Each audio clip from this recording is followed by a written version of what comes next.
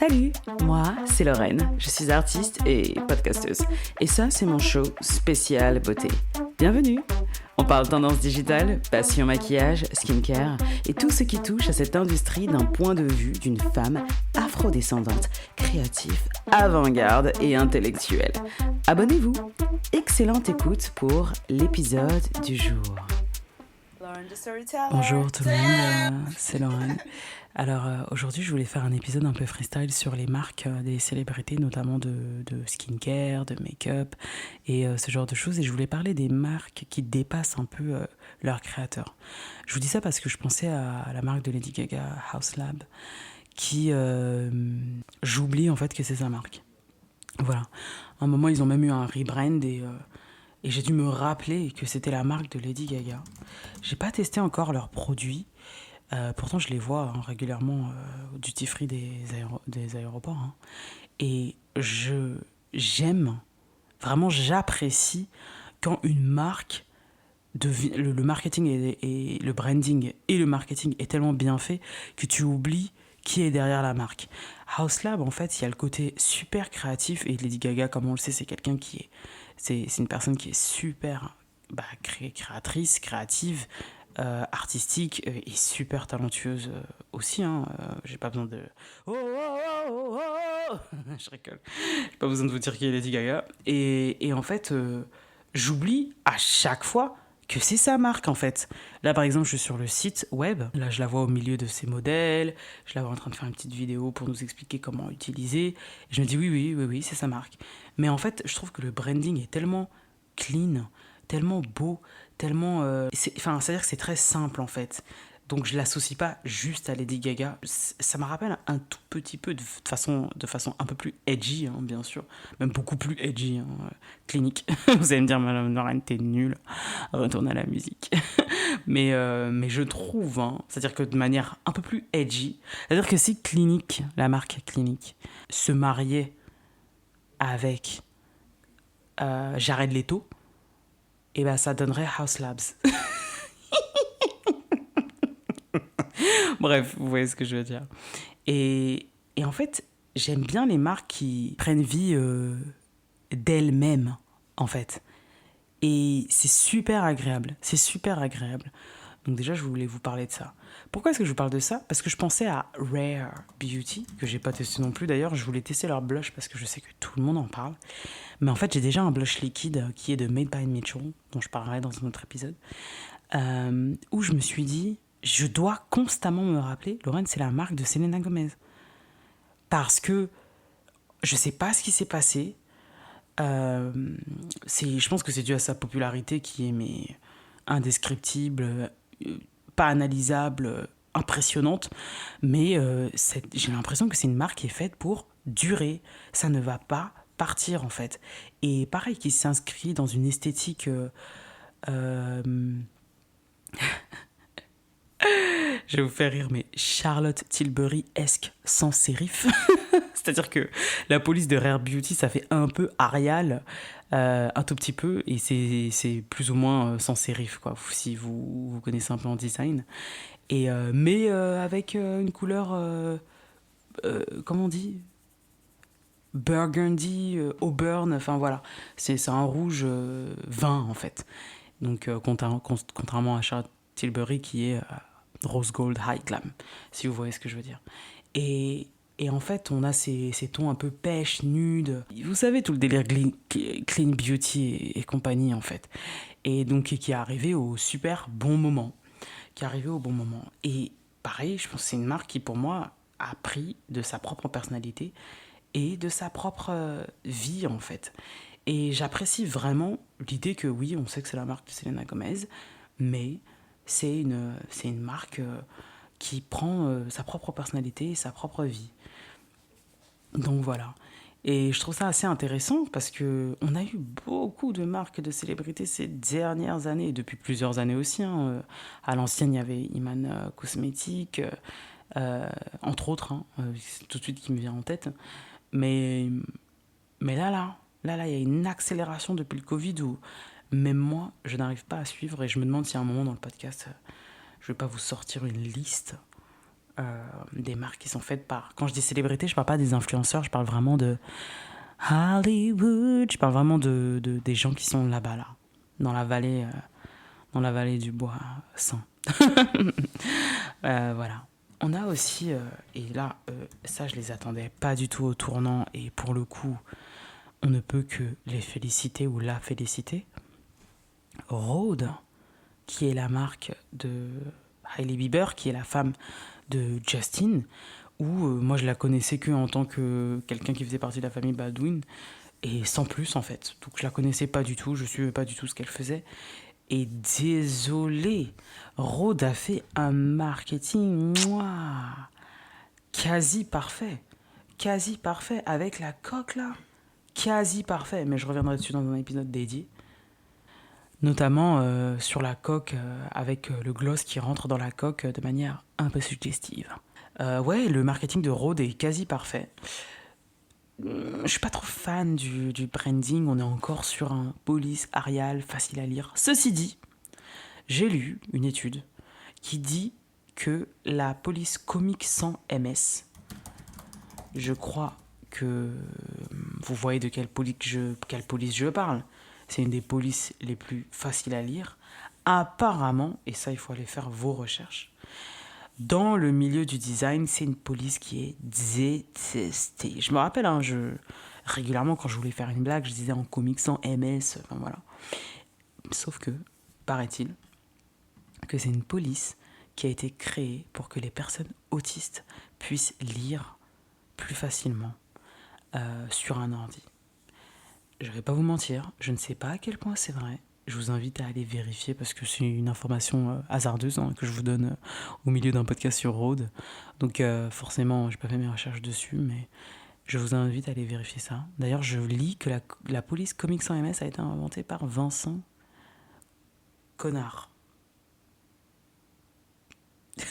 Aucune blague, c'est son nom. Il s'appelle Vincent Connard. Mais je pense que c'est Connare, je pense, en 95. Dans l'entreprise Microsoft. Voilà. À quel point c'est vrai, c'est une recherche Google de 3 secondes. Ne me citez pas là-dessus, voilà. Mais bon, je trouve que c'est quand même intéressant que la police la plus détestée du monde du design soit aussi la police qui est rendue, qui serait potentiellement la police la plus facile à lire pour les personnes sur le spectre neuroatypique. Alors, Rhode, comme je vous disais, je suis un peu moins fan du design des produits, je suis un peu moins fan aussi du marketing. Mais ceci dit, c'est très simple et très efficace. Et je pense que ça suffit. Il n'y a pas besoin de plus, parce que je pense qu'elle vend par rapport à son image. Bon, je la suis pas, mais j'imagine que d'autres personnes la suivent. Et puis voilà, je suis sur le site, il y a écrit Efficacious Formulas. Je sais même pas que ça se disait ça en anglais. Efficacious. Efficacious. Vous connaissez ce terme? Efficacious Formulas. Donc des formules qui sont efficacieuses. Je rigole. Bref, des formules efficaces. Et intentional ingredients. Donc des ingrédients intentionnels. Donc on reste dans du plus ou moins clean beauty avec une philosophie de la marque. Voyons voir ce qu'ils disent. Donc on a une photo de Hailey Bieber, A New Philosophy of Skincare. Et donc elle nous dit, j'étais dans... Alors attendez, j'essaye de faire une Hailey Bieber. Dans ma quête vers une peau en meilleure santé, inspirée par des produits que j'ai développés qui fonctionnent réellement, de manière à ce que ce soit accessible pour tout le monde. c'est une traduction littérale. C'est une traduction littérale, donc forcément ça ne fonctionne pas. Rhode est dédié à faire des produits à la formule scientifique et géniale, simplifiant beaucoup de mystères et de narrations complexes derrière de la skincare efficacieuse. Je rigole. Je n'ai jamais lu de ma vie ce mot en anglais, donc peut-être que je suis illettrée. Efficacious. Ouais, en fait, je rigole, c'est efficace, mais... Enfin, j'avais beaucoup lu efficient, mais efficacious, jamais. Que je suis un peu impressionnée. Je suis très impressionnée, Hailey. Voilà. Donc voilà, après elle nous dit que tu peux emmener ça en voyage, que ça te garde la peau hydratée et ce genre de choses. Donc Rhode, à mon avis, parti pour rester. Hein, parti pour rester. Ensuite, on a là en tête, là, j'ai la marque de Halsey justement qui s'appelle About Face, voilà, qui est une marque que j'adore de loin, que j'adore About Face, parce que comme vous le savez, euh, j'adore le make-up artistique, édito, tu t'amuses, tu crées des trucs, j'adore ça. Et pour moi, ça représente l'ultra créativité, cette marque, notamment les Mad Fluid Eye Paint. À un moment, j'ai voulu les commander, plusieurs en plus, et comme c'est aux États-Unis, bah, en fait, je pouvais pas les commander pour que ça arrive jusqu'ici, jusqu'à où je suis. Après, ceci dit, c'était l'année dernière, donc j'ai pas réessayé. Je vous avoue, j'ai beaucoup de maquillage et pas vraiment le temps de l'utiliser, donc en vrai, je me suis dit, attends un peu, tu verras avec le temps. Mais les produits qui sont les best-sellers, c'est les Matte Fluid Eye Paint, qui sont des petits tubes de toutes les couleurs que les gens utilisent sur les yeux, en tant que blush, des fois sur les lèvres. C'est fait pour les yeux, hein, mais je pense que les gens aiment tellement la formule qui est très saturée, et c'est des liquid eye paint en fait, donc c'est pas forcément de la poudre pour les yeux, c'est un peu comme de la peinture en fait, que les gens utilisent, et on a des couleurs assez intéressantes, c'est-à-dire qu'on n'est pas sur des palettes pas primaires, juste purement primaires, ou alors des palettes tout simplement nude. On est sur, typiquement là, le vert que j'ai sur les yeux, c'est du vert Amarillo, hein, j'appelle ça du vert Amarillo parce que ça tire sur le jaune. On a des verts qui sont fluo, on a du gris perlé, on a des roses comme d'une mousse avec comme si c'était du diamant, quoi, le truc qui scintille un peu, des glitter, comme on dit, des paillettes.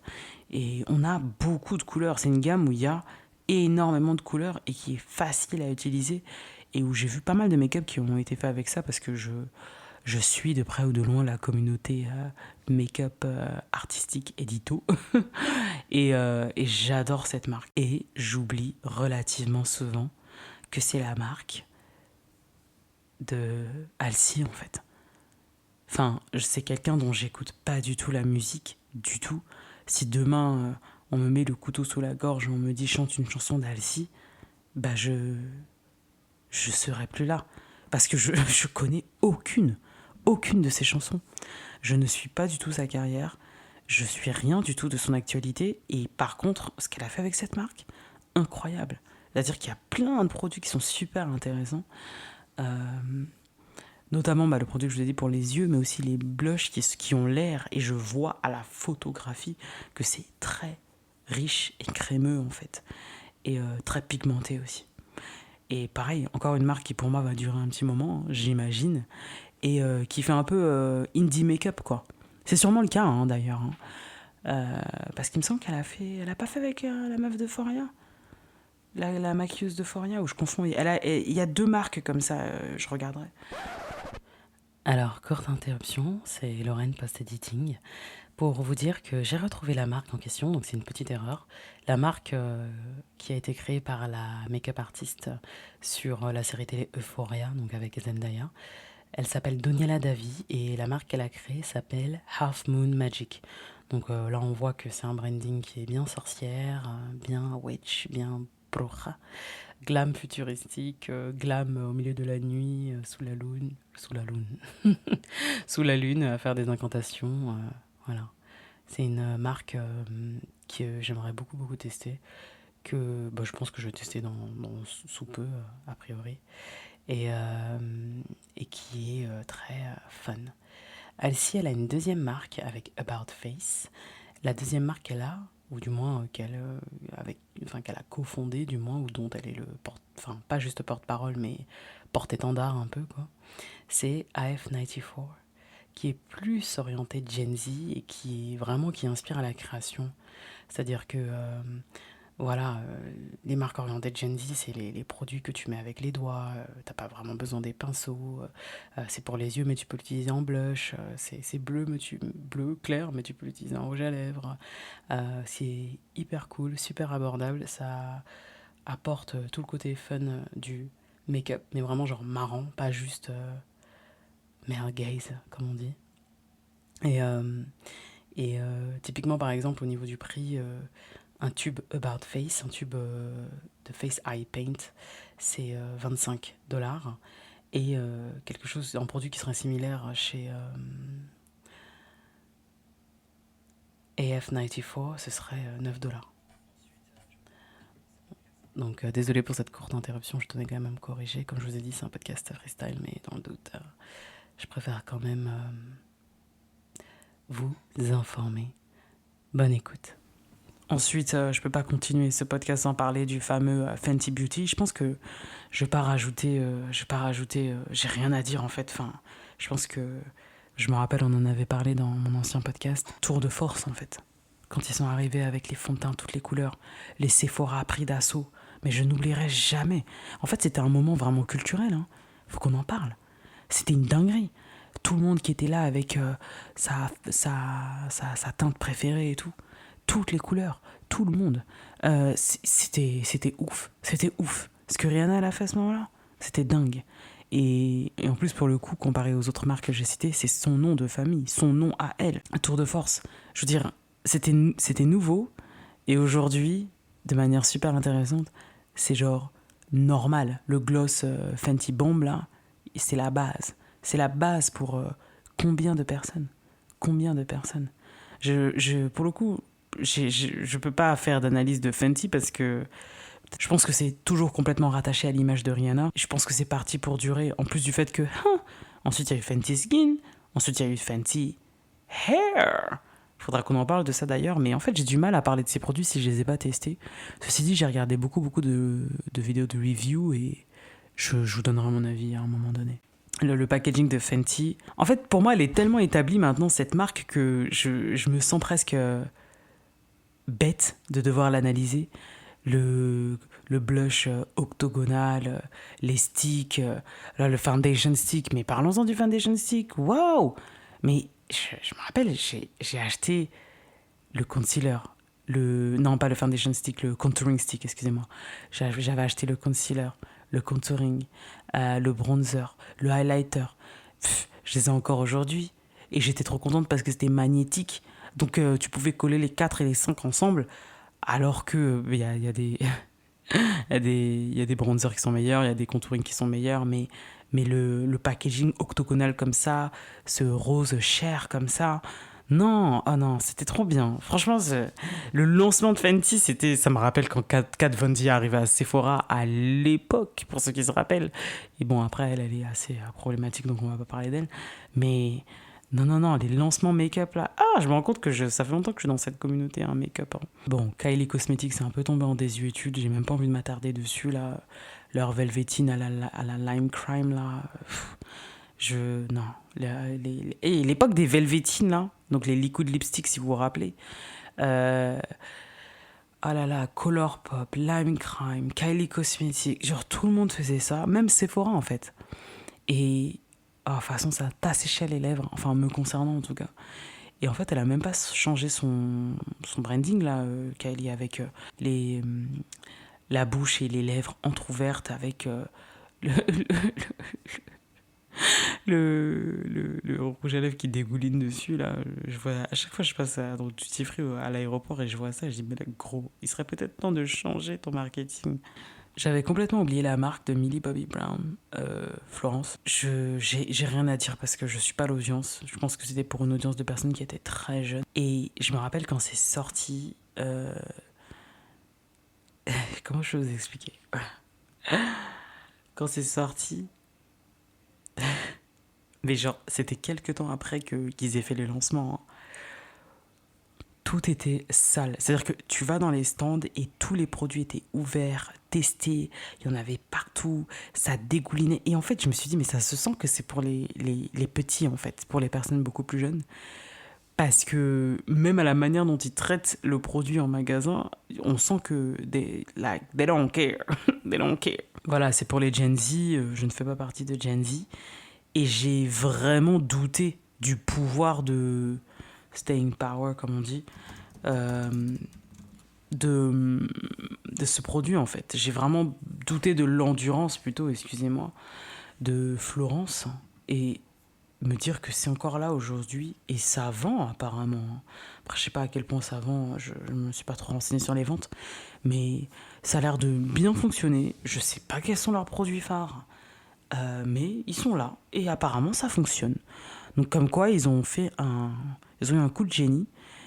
Après, je sais pas à quel point c'est toujours associé à l'image de Millie Bobby Brown, pour être très honnête avec vous, mais le packaging violet, ou plutôt mauve, ce mauve un peu bleuté comme ça, qui fonctionne bien pour des jeunes filles en fait. C'est vrai que voilà, t'as une petite cousine, une petite nièce, tu lui achètes un petit gloss, un petit crayon, elle sera contente quoi. Donc pourquoi pas, ouais. Donc voilà, j'espère que vous avez apprécié cet épisode, hein. C'est un petit épisode freestyle, on papote, hein, make-up. À l'avenir, j'aurai plus d'épisodes sur le maquillage. À la base, c'est ce que j'avais prévu pour ce podcast. Et forcément, comme j'aime beaucoup la musique, je me suis orientée un peu plus musique parce que ça fait des années en fait, hein, que j'analyse ce qui se passe dans la musique en tant que créatrice de musique moi-même, mais j'aime beaucoup aussi la mode et le maquillage. Donc maintenant, je mets le thème du podcast dans le titre. Comme ça, si vous n'êtes pas l'audience, vous pouvez skipper. Ou si vous êtes l'audience, vous pouvez cliquer. N'hésitez pas à vous abonner. Surtout, abonnez-vous. Sur Apple Podcast, vous appuyez sur le petit plus en haut. Abonnez-vous sur Spotify. Et laissez-moi 5 étoiles. Ça m'aide à rester consistante et à continuer à proposer du contenu et à améliorer aussi la qualité. N'hésitez pas à venir me suivre sur mes réseaux sociaux, TE2LEMLOREN. Et si vous voulez m'envoyer un petit message, vous avez l'adresse email dans les notes de l'épisode. Voilà, vous passez une excellente journée. Au revoir.